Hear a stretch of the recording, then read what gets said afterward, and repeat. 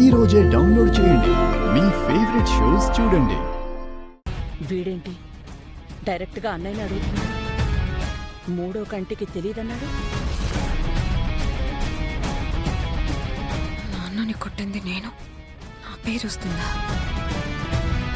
నిన్నే అడుగుతున్నాను, చెప్పు మావయ్య. నువ్వేం అడుగుతున్నావో నాకేం అర్థం కావటం లేదురా. ఏం చెప్పను? ఓహో, వివరంగా చెప్తేగా నీకు అర్థం కాదా?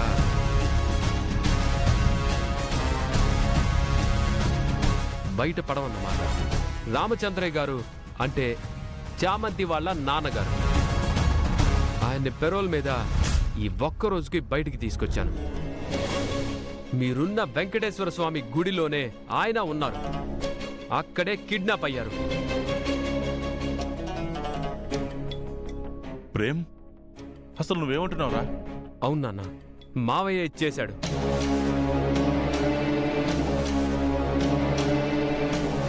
చెప్పు, రామచంద్రయ్య గారిని ఎక్కడికి తీసుకెళ్ళావు? ఆయన్ని ఏం చేశావు?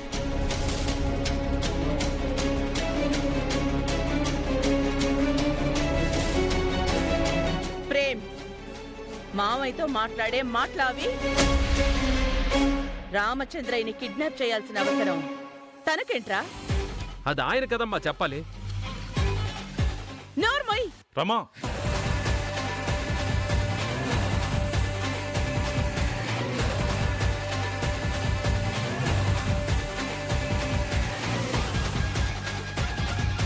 రమా, నువ్వేం చేస్తున్నావు?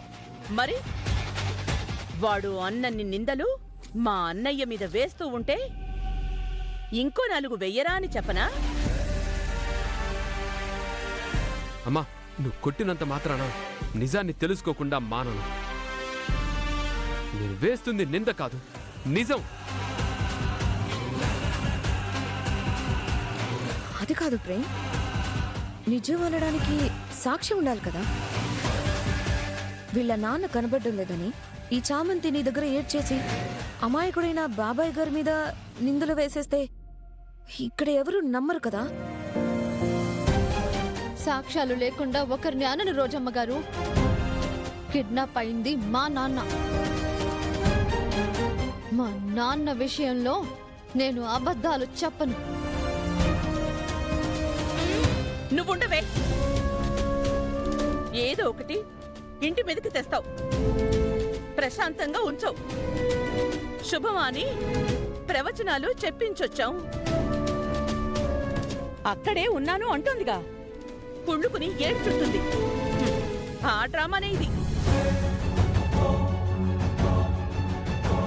Topic divert చేయకమ్మా. ప్రేమ్, ఏం మాట్లాడుతున్నావురా? సాక్ష్యం ఉంది అని చెప్పాక అదేంటో వినాలి కదమ్మా. ఏంటా సాక్ష్యం? ఆ గుడి దగ్గర రామచంద్రయ్య గారు తను కనిపించని టైంకి ఒక క్యాబ్ ఉంది. రామచంద్రయ్య గారిని కిడ్నాప్ చేసి మావయ్య ఆ క్యాబ్లో తీసుకెళ్లాడు అనే సాక్ష్యం ఆ క్యాబ్ ఆయన పేరు మీదే బుక్ అయి ఉన్నాడు.